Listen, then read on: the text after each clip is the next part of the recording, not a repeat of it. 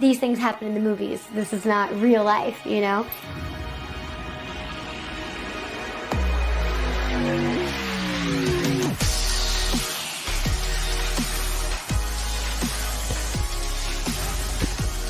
When Jen Bricker discovered her favourite sports star was in fact her long-lost sister, it was just one more remarkable event in an extraordinary life. The 27-year-old acrobat, aerialist and motivational speaker was born without legs due to what she describes as a non-hereditary birth defect.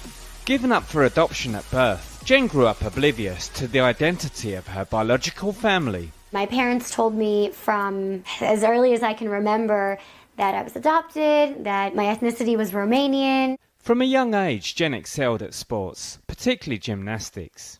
My earliest memories were watching gymnastics on TV, probably 6 years old, maybe 5 or 6, and I was just drawn to it. And during the 1996 Olympic Games in Atlanta, Jen was transfixed by Dominique Moceanu, who was wowing crowds with her talent. I saw myself in her. She was small and I was small. She had the features like I did. I knew she was Romanian. I knew I was Romanian. She had that spunky little personality just like me. So as a child, I just related to her. And later in life, Jen made a discovery which was going to rock her world. Right before I turned 16, I asked my mom if there was anything she knew about my biological family that I didn't know. So she goes and she gets this big folder full of just papers. I just vividly remember that. And she says, you know, you're never going to believe this, but your biological last name is Moceanu. And I knew exactly when she said that, it meant that my childhood idol was my sister. After finally being reunited with her long-lost sisters, Jen discovered that the similarity didn't end with gymnastics. When I first met my sisters, it was surreal but natural. We look alike, we sound alike, our mannerisms are the same. Oh my gosh, I love your house. I can give you a little tour. Yeah. When I met my younger sister, Christina especially, it was like looking in the mirror. Now Dominique, who lives with her own family in Cleveland, Ohio, plays a big part in Jen's life, and they regularly make time to catch up with one another. I think she loves the fact that I am a gymnast and an acrobat, aerialist, and that I was in the same field. It adds to the irony of this entire story that we've led these paralleled lives, and it just shows how strong our DNA is, that we all three did gymnastics, really. During her career, Jen has pushed her limits, touring as a performer and acrobat for the likes of Britney Spears. But now she's trying something new and daunting, dancing, which she hopes will take her career in a new direction. Today she's rehearsing a routine with dance partner Derek. People always talk about Jen overcoming this and overcoming that, and I thought, this is a true challenge. This is truly something to overcome. She's amazing. She's wonderful to work with. She's, you look into her eyes and it's just this bright light, bright energy. It's been quite the awesome opportunity.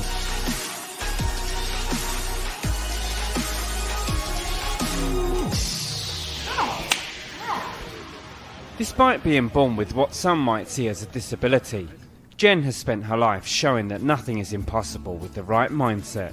I don't want to use any of the cliche words like inspirational, motivational, but she is. She's crazy. I've never seen an attitude like hers on another person. She only looks at the positive. I'm just here trying to hold on, and I'm trying to really use my gifts and talents to have a positive impact on others.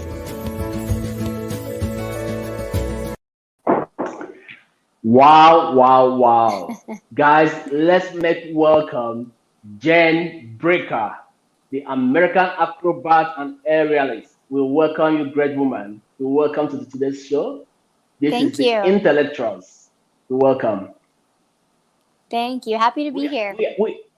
Great. We are super excited to have you, Jen. We are super excited to have you. And I see already on the comment section, people are being wowed. You know, this Matthew says this is inspiring. Martin says, wow, extraordinary. And Chooks says great.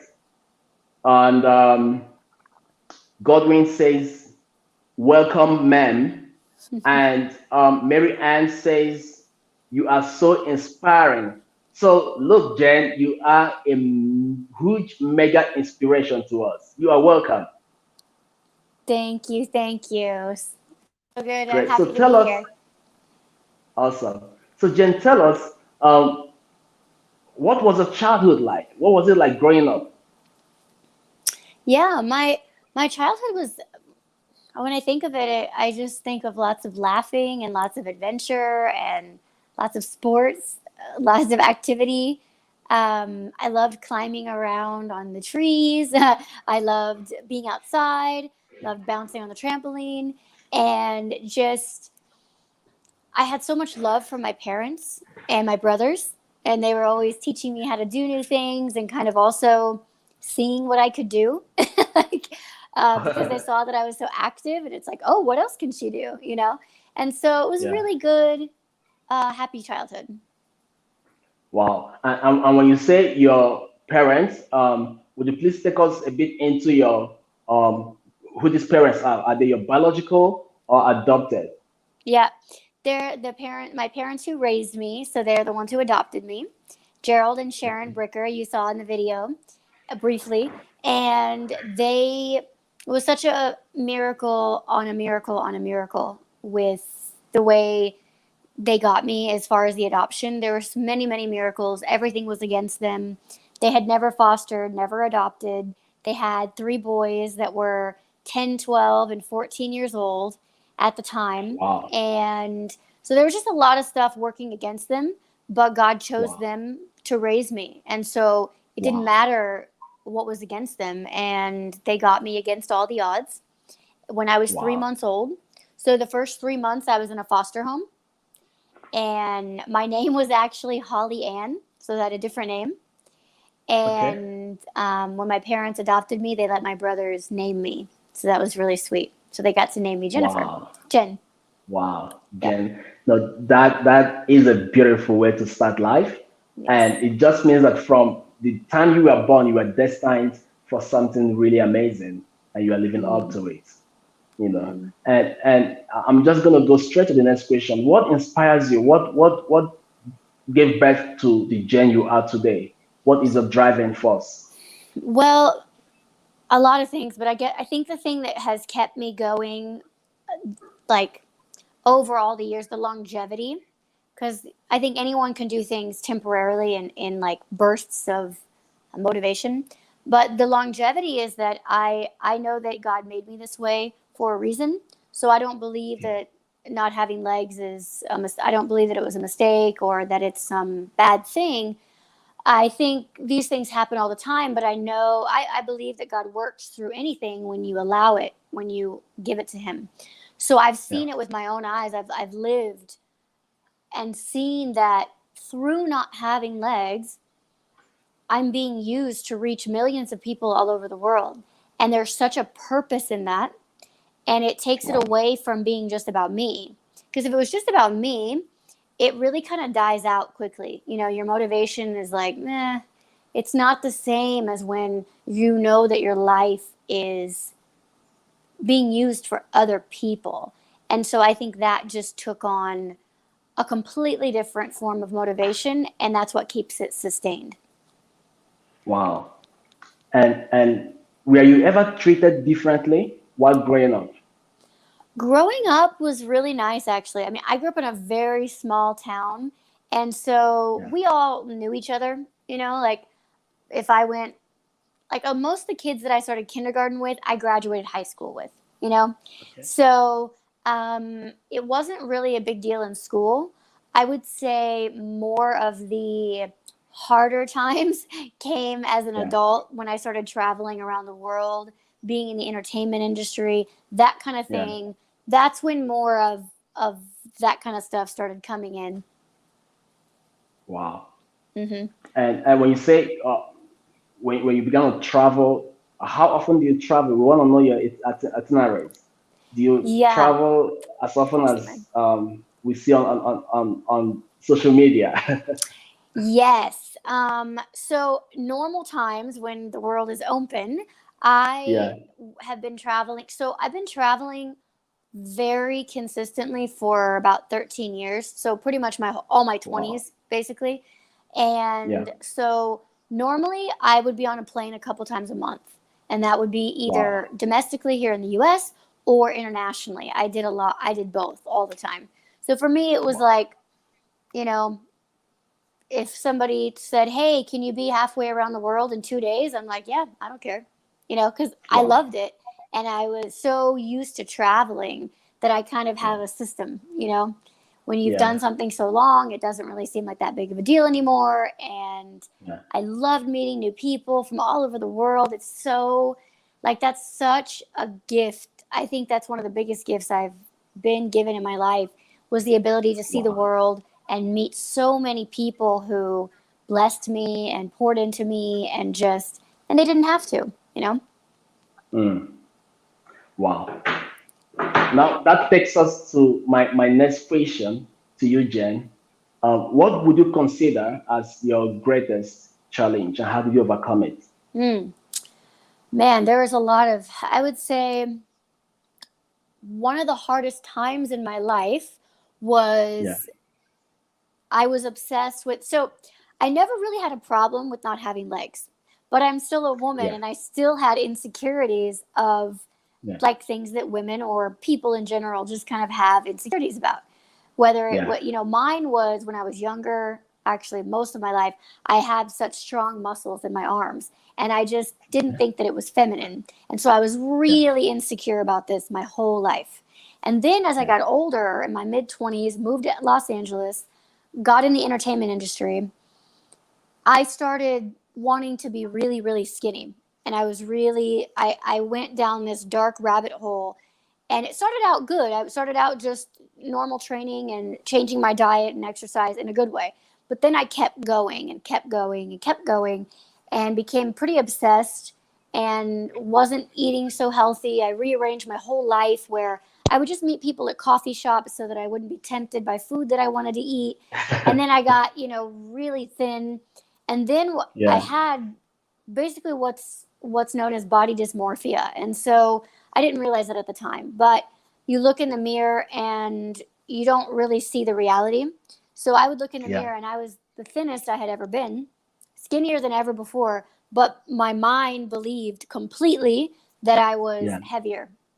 And so this was a really, really, really like down, dark, heavy place where I had to cover up my mirrors. I had to do like real practical things in my life because I just couldn't get away from this cycle in my mind. Didn't matter if the whole world said that I was beautiful. It was in my mind.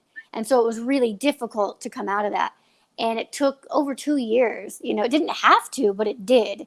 And so it was a combination of like practical things, like I said, like covering up the mirrors and just choosing not to stand in the mirror every day and rip myself apart.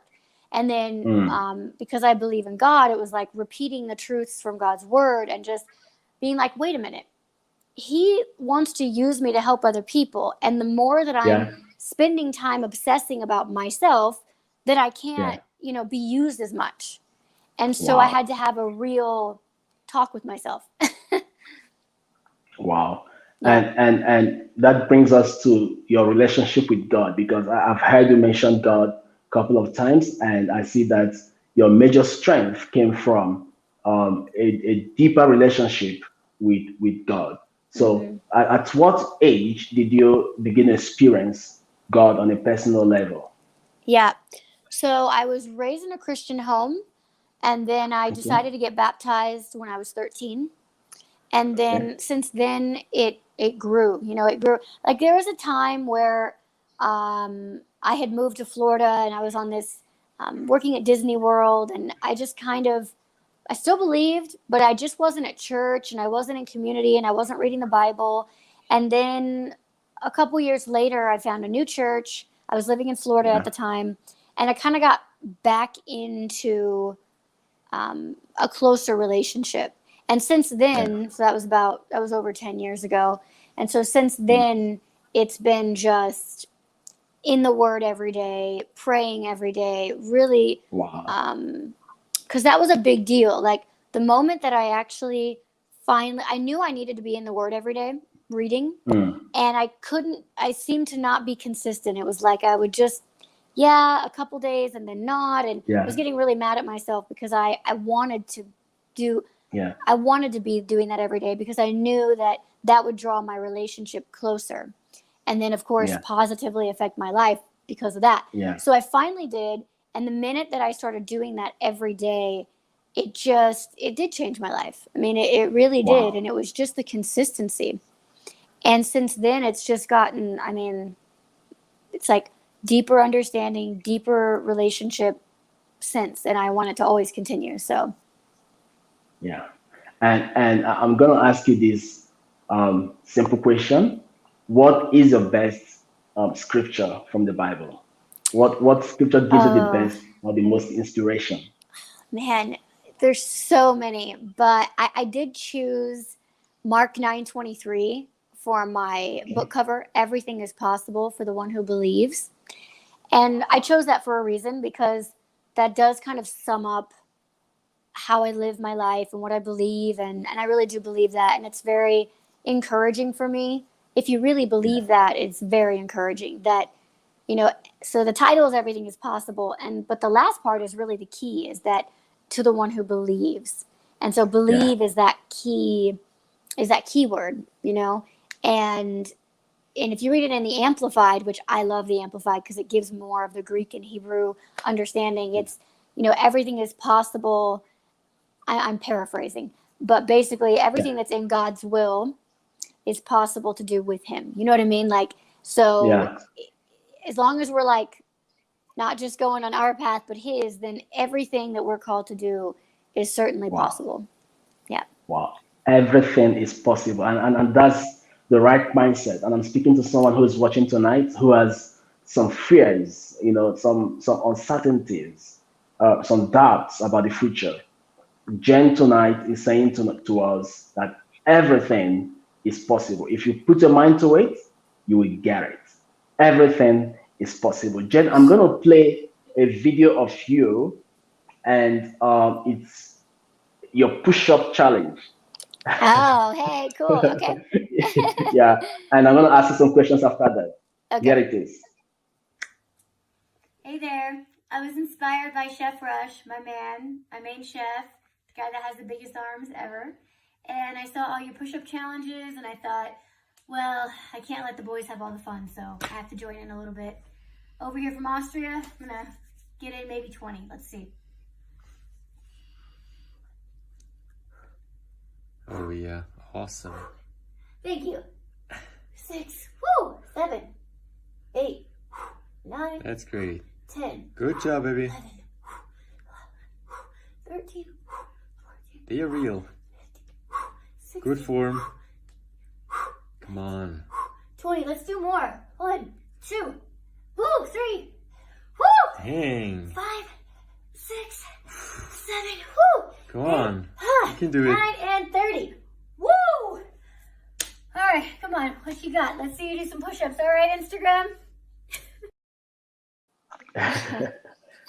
Wow. Now tell us, is that your regular routine? And how often do you exercise? So doing push-ups is not part of my regular routine. Because as I mentioned, so I've always had muscular arms, and so I don't have to work out to gain or keep muscle. So I've got enough muscle, but I do work out typically 5 days a week, doing different exercises for my body to stay leaner and to stay fit and to feel good, of course, and eating very clean, trying to get very good sleep, drinking lots of water, the basic stuff that we all know, but I really try to keep that consistent. Wow.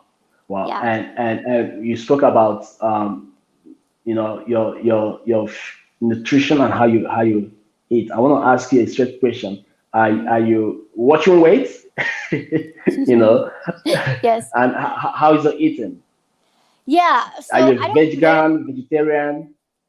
I don't weigh myself regularly, but I'm probably around 90 pounds. I know we have different weight measuring systems, but and no, as far as eating, I'm not vegan, not vegetarian. I enjoy lots of things that are vegan.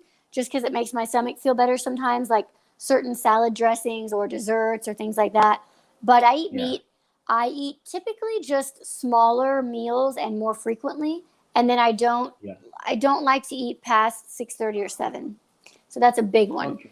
Just having a food curfew really helps kind of, it's very small, Yeah.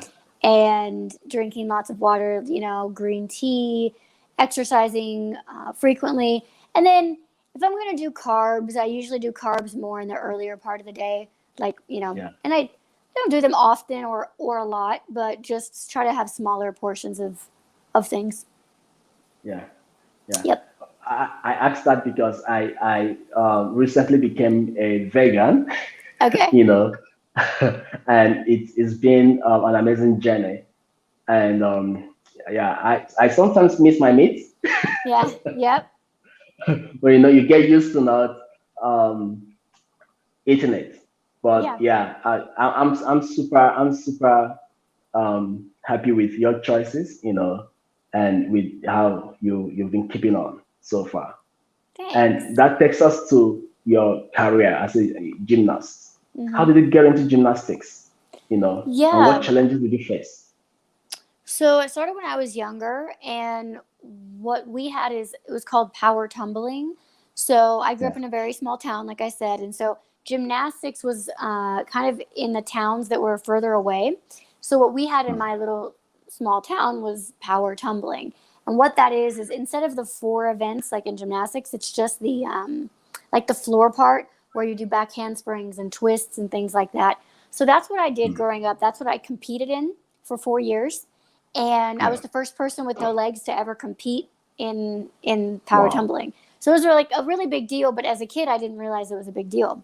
I just loved to do it, and so I won state champion one year. I went to Junior Olympics, and so that's when kind of all the TV and the stuff started happening. Actually, when I was a kid, and Wow. so that started when I was a kid, and then how it transitioned into my career. So Yeah. when I was 19, I moved to Orlando, Florida to work at Disney World on an internship. Then I ended up staying there, and I moved there permanently. And in that time, I met a guy his name was Nate, and he started teaching me the aerial silks, and then we would like bounce on trampoline together, and I already knew how to, flip and stuff, of course, from my background. And then he was just started making my technique a little bit better, and that eventually became a partnership. And we toured Wow. with Britney Spears. We traveled all over the world doing aerial silks and a trampoline act. And so Wow.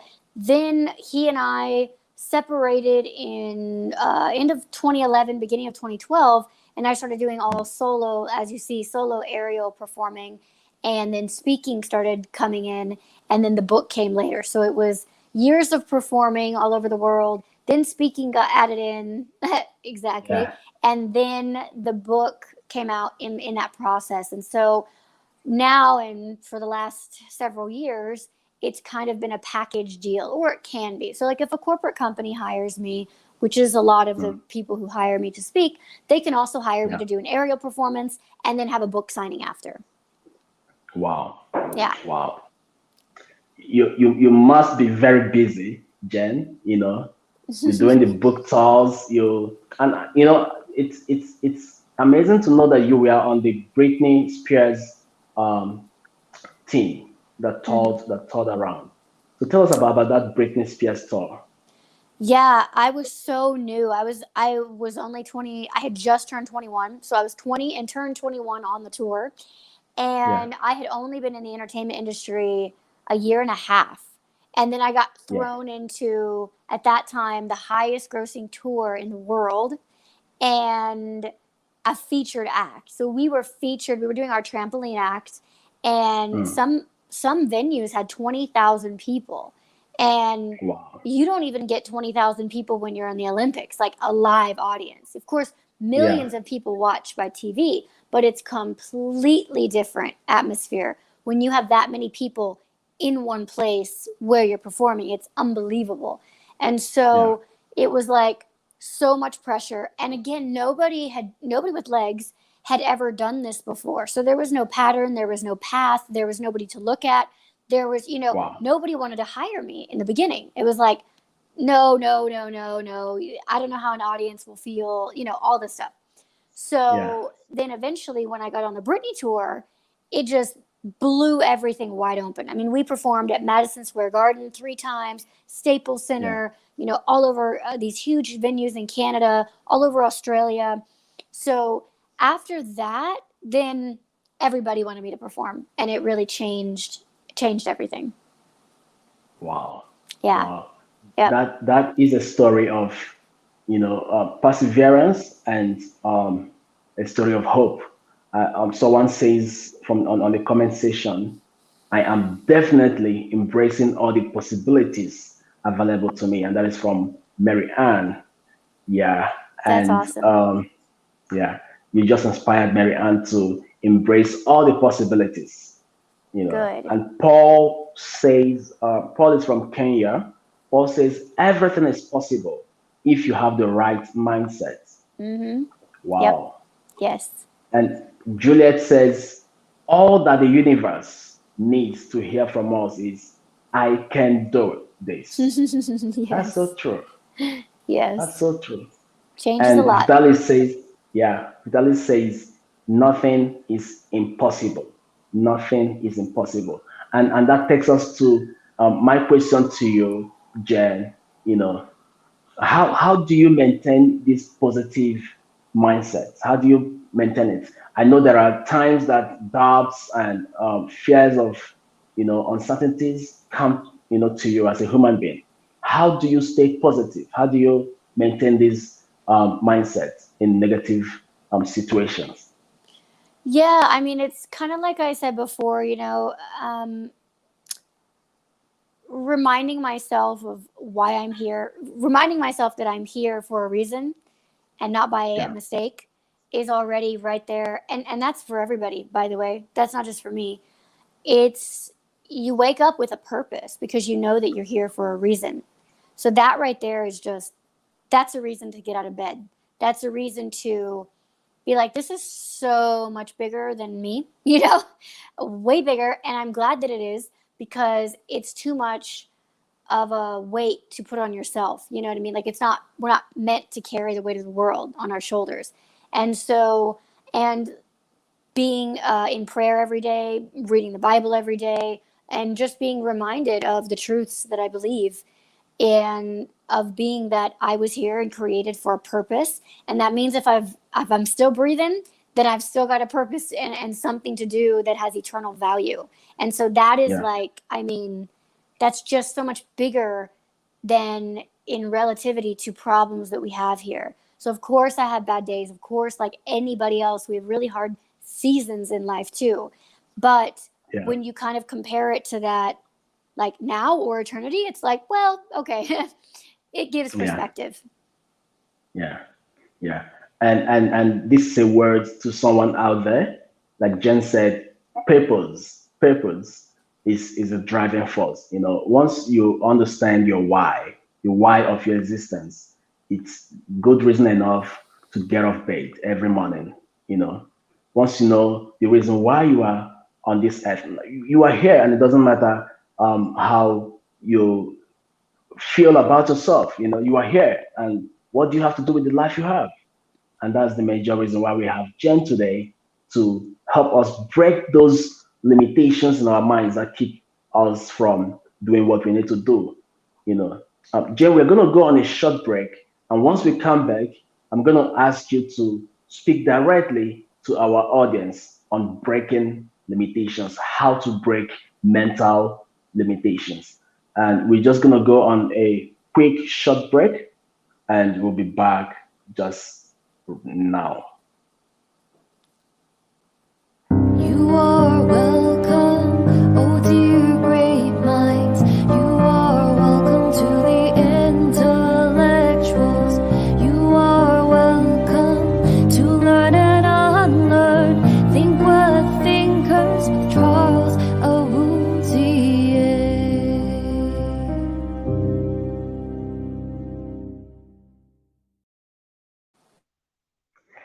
You're welcome back again, and thank you for being with us today, Jen. So I'm going to go straight to the question: how can someone who has either some disabilities or some inabilities, how can that person break limitations? Please speak to us. You have the floor. Yeah. Well, the interesting thing that we all have in common all over the world is obstacles and challenges. It's interesting that no matter where we live, no matter where we came from, no matter what language we speak, this is the one thing that nobody escapes from. Everybody has challenges and hard times in life. And so I think everything is possible, the mindset. So it's a saying and it's scripture, but the way that I think I've seen that we can apply it to our lives is that whenever we have a mountain, which is our obstacle and our struggle in our lives, and we come to this mountain and it's huge and we look at it and we think, and okay, right there, we have a lot of ways we can think. And this is how everything is possible to the one who believes is practically applicable. So you can look at the mountain and think, and just be paralyzed and freeze and never move, never speak, and never do anything. Or you can look at the mountain and be totally overwhelmed and run away. Or the one I love, my favorite, is that you can look at it and you can still be overwhelmed. You can still be afraid. You can still be, I don't really know how this is going to work, but I know that at least it's possible to go over it or around it or straight through it. But that moment is the make or break, is like just believing that it's possible, then that's half the battle, I think. Wow. Wow. Wow. Believing that it is possible. And if there is any words that I'm gonna go home with tonight, is the firm belief that all things are possible. All things are possible. And I need to say that to myself as often as possible. Everything is possible. And I'm just going to read out some comments here. Godwin says, if you are still breathing, it means that you still got a purpose that has eternal value. That's so correct. Yes. And Juliet here says, it takes a lot of courage, love, and self-determination to accept what you see every time you look at the standing mirror. I love your heart. That is so inspiring. That is so Thank inspiring. you. And Thank and you. and that takes us to our next question, Jen. Actually, is there a question? Is a request from me to you, saying that please speak to our audience and speak to someone out there who has some insecurities, who feel in a certain way about themselves. Say something to them that would encourage that kind of person tonight. Please speak to that person. Definitely. Well, kind of what I said earlier to start is that you're here for a reason. Okay. So you have a purpose. You're not here by accident. You're not here by mistake. You're not meant to be here floating around, wandering around aimlessly. You have purpose and you have value. And your value is extremely important as anybody else's. Whoever you think of that has so much influence or so many followers or so much money or whatever, realize that because you do bring something to the table, you do have something to offer the world. And that something is of extreme value. So through our gifts, talents, and abilities, because you have them, everybody has them. And they have equal value. A lot of people think that somebody else's gifts and talents are more important than theirs, but that's not right. They're just different. They're diverse, which is great. We have to have diversity. Have to. Who you can reach, maybe I can't reach. Who I can reach, maybe you can't reach. And it's through the different talents and abilities and the things we love that we're good at. Reading, maybe you're a math teacher, maybe you're a piano teacher, maybe you are being a parent at home. Whatever it is, there is immense eternal value, if you believe it, to be used to touch and change other people's lives. That's for everybody. Wow. Your statement is so powerful, Jen. That's a very powerful statement right there. So to heal from insecurities, the first thing we need to do is to realize that there is something that we carry which we can bring to the table, and the gift we have is not inferior to someone else's talent or gifts. Because the major cause of insecurity or insecurities is this feeling of an inferior, an inferior gifting. When you begin to think that your talent, your look, your financial status, your um, intelligence, is lower than that of the second person or the third party, you know. But the moment you realize that we are gifted equally, like you said, Jen, we are gifted equally but differently, then you are gonna get healed from every insecurity. And Shadrach says, I love you so much, Jen. You really inspired me. Wow. Thank you. Thank you. Wow. Very humbled by that. Thank you. Great. And Chrysia says, this has made me to renew my mentality. This is a mind changing program. I have a purpose. Thank you so much, Jen. Wow. Wow. And someone here says, everyone everywhere has some challenges. That's true, you know. And Yes. Sandra says, every gift are equal in value. That's powerful. Yes. That's powerful. Yes. And Absolutely. the last comment I'm going to read is from Kinsley. He says, this is very inspirational. Thank you for your courage. Lots of love. Wow. Thank you. Wow. Thank you. Now, I'm going to show you a picture of you and someone else, and then we are going to discuss um, that aspect of your life. Yeah. Here it is. Yes, Jen, that is you and Dominic. Am I right? Yes. Great. Yes. So tell us about Dominic, your Yeah. love life, how you met, and we want to know. A lot of people want to know your love life. Yeah. Yes. So Yeah, I was doing a tour, a speaking tour, and a book signing tour in yeah, Austria, in Europe.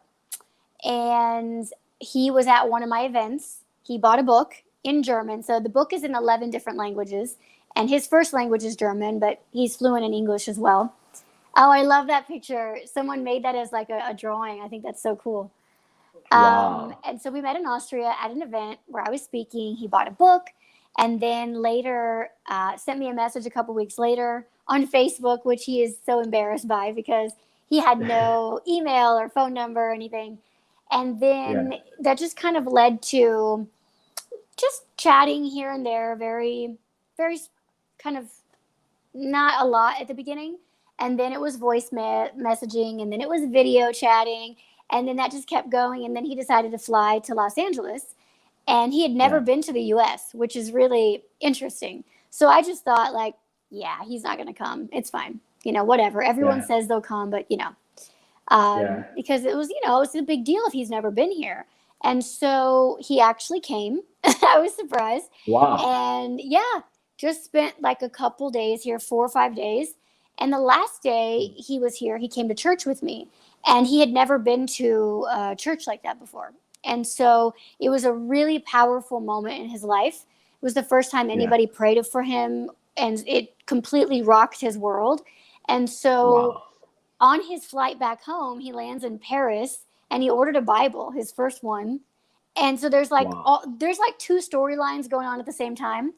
And then I yeah, flew back there a couple months later. I spent 2 weeks for over New Year's Eve there. And then he flew back to LA and he got baptized on that trip, which is crazy. So it's like wow, a whole story. And then when I flew back to Austria the next time, he proposed to me. And so, and wow, then we were married 3 months after that. So it was pretty fast, actually. wow, wow, Yeah. wow. Yep. Yep.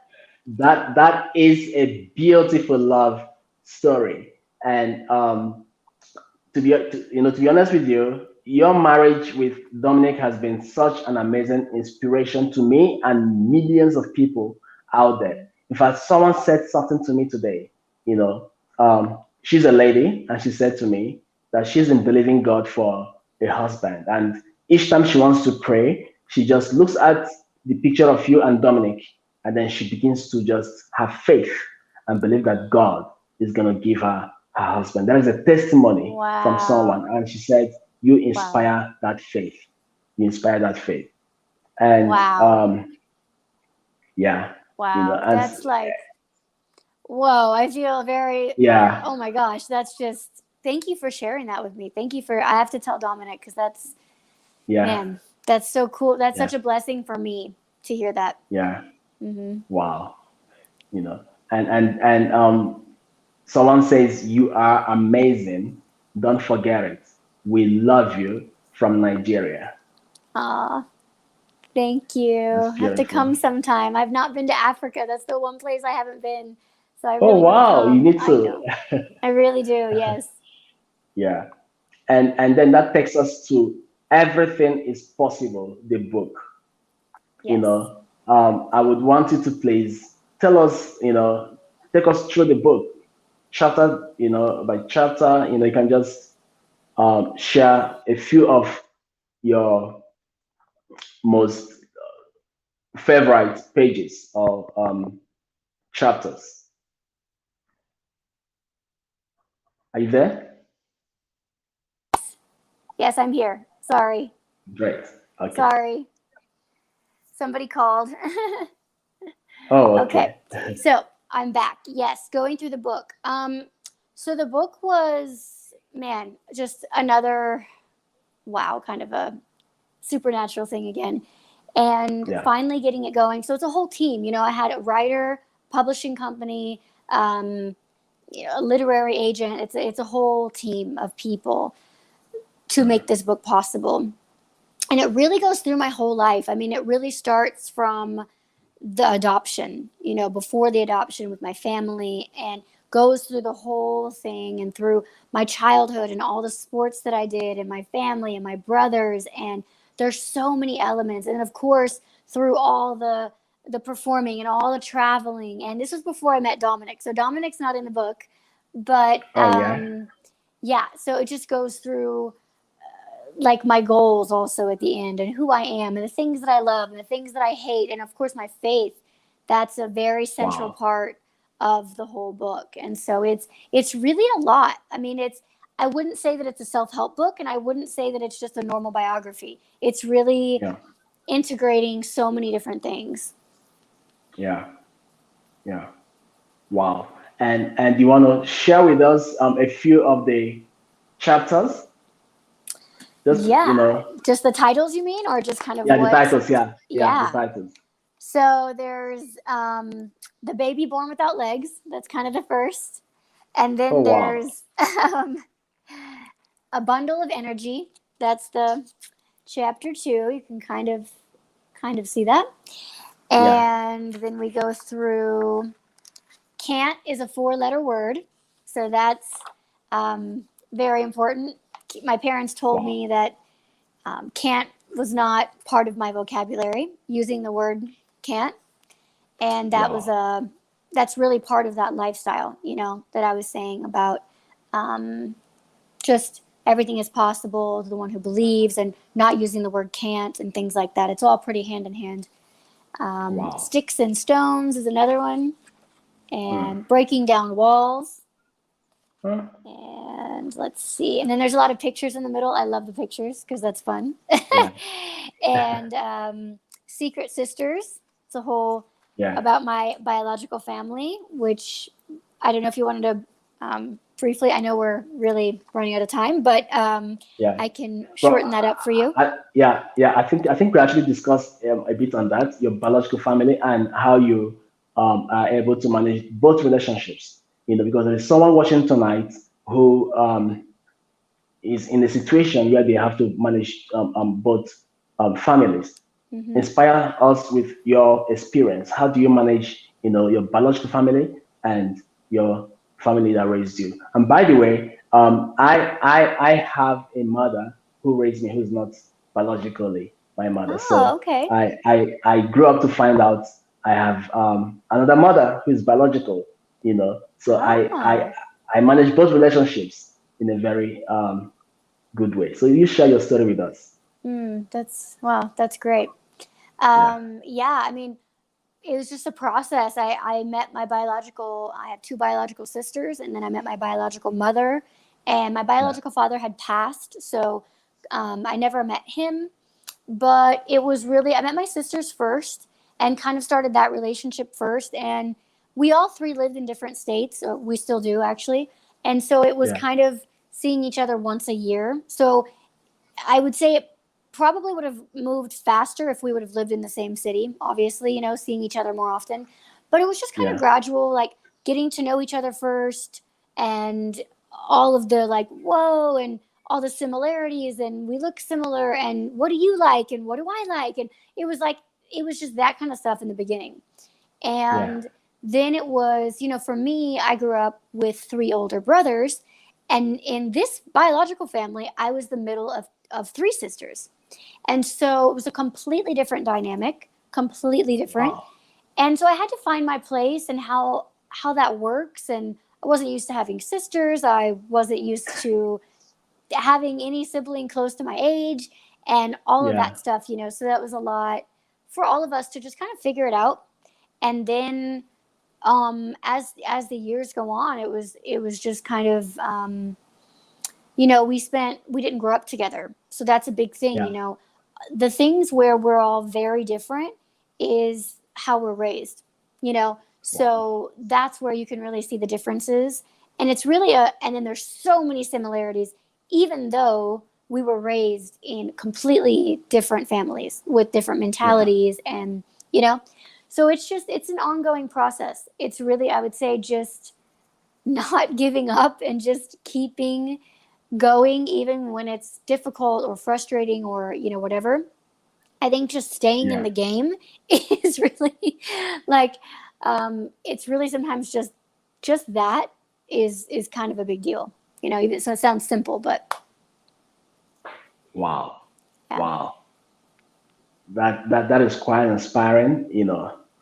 I read your story of being born and left in the hospital, and you know, I think it was a video which used the word you were not given a name when you were born, Mm-hmm. and then you had, I think, Holy Ann. Am I right? Yes, from the foster Yeah, parents. Yes.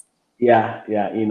Then now we learn you are named Jane by your brothers. Yes. That is an amazing life story.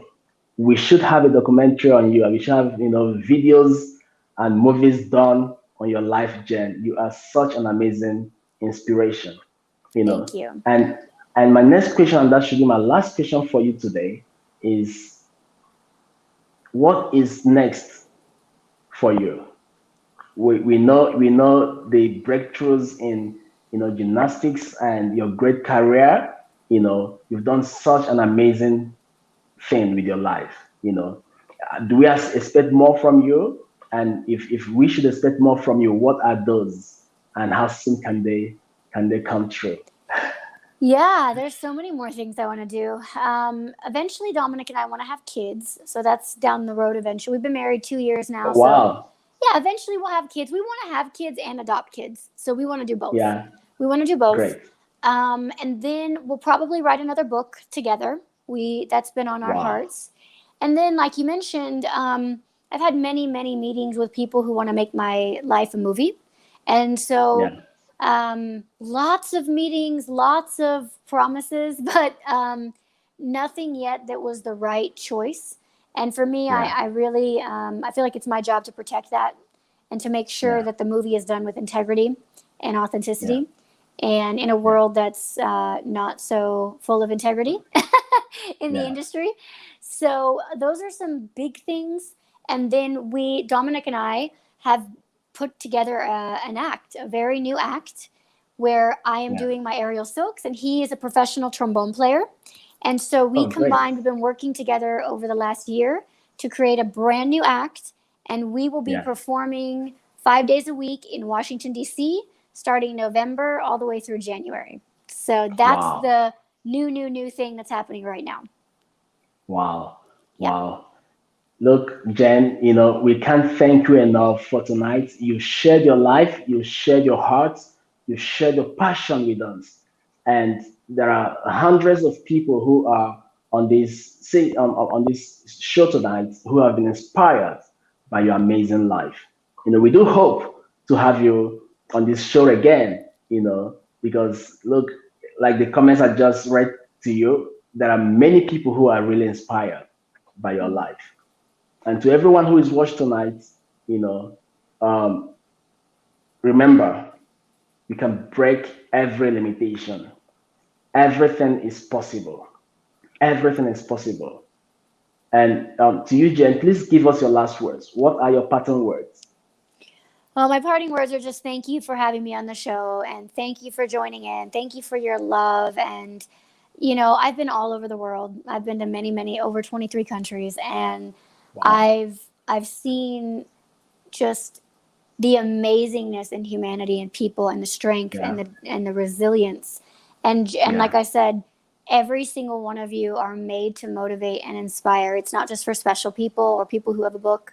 It's for all of us. We're all made for that. We're all made to be great and to have incredible, life-changing moments with people through our lives, through the things that we were given with our talents, gifts, and abilities that have, again, equal value. I can't say that enough.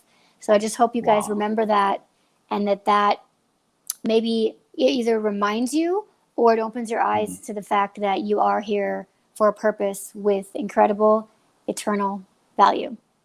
Wow. Wow. You are here for a purpose with an incredible eternal value. Those are the last words of Jane on tonight's show. Thank you so much, Jen, and thank you to everyone who joined us tonight. Until we meet again, my name is Charles Awuzie, and I am the host of The Intellectuals. Have a good night. Bye-bye. You are welcome.